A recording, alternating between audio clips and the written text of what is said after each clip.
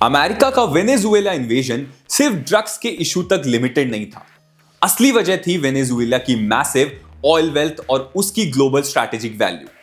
अल जजीरा, New York times और BBC की reports के मुताबिक यूएस ने ड्रग ट्रैफिकिंग का नैरेटिव आगे रखा, लेकिन बैकग्राउंड में फोकस था दुनिया का सबसे बड़ा प्रूवन ऑयल रिजर्व्स पर कंट्रोल। वेनेजुएला के पास लगभग 303 बिलियन बैरल्स का क्रूड ऑयल है, जो उसे ग्लोबल एनर्जी पॉलिटिक्स का की प्लेयर बनाता है। इसी ऑयल इंटरेस्ट से वॉशिंगटन को वेनेजुएला के इंटरनल मैटर्स में डीप इन्वॉल्व होने पर मजबूर किया। देश के ये रिसोर्सेज उसे ग्लोबल क्रूड रिजर्व का एक बड़ा हिस्सा बनाते हैं और ये सऊदी अरेबिया से भी ज्यादा पावरफुल पोजीशन है। लेकिन डेकेड्स ऑफ मिसमैनेजमेंट, करप्शन और लैक ऑफ इन्वेस्टमेंट की वजह से प्रोडक्शन ड्रामेटिकली गिर गया। 1970s में जो 3.5 मिलियन बैरल्स पर डे था, वही अब लगभग 1 मिलियन बैरल्स तक आ गए।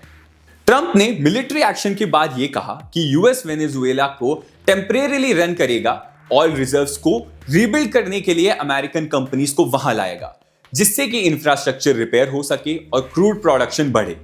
रॉयटर्स की रिपोर्ट यह बताती है कि शेवरॉन, एक्सॉन मोबिल और कोनोको फिलिप्स जैसी कंपनीज को बोला गया है कि अगर वो अपने एक्सप्रोप्रिएटेड एसेट्स का हक रिकवर करना चाहती हैं तो वो सिग्निफिकेंट कैपिटल इन्वेस्ट करें एंड ऑयल सेक्टर को वापस रिवाइव करें।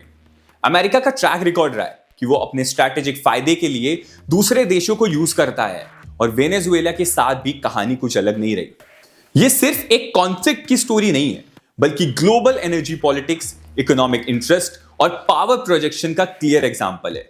इस स्टोरी पर अपने व्यूज दीजिएगा एंड नो नॉइज स्टोरीज को फॉलो कर लीजिएगा।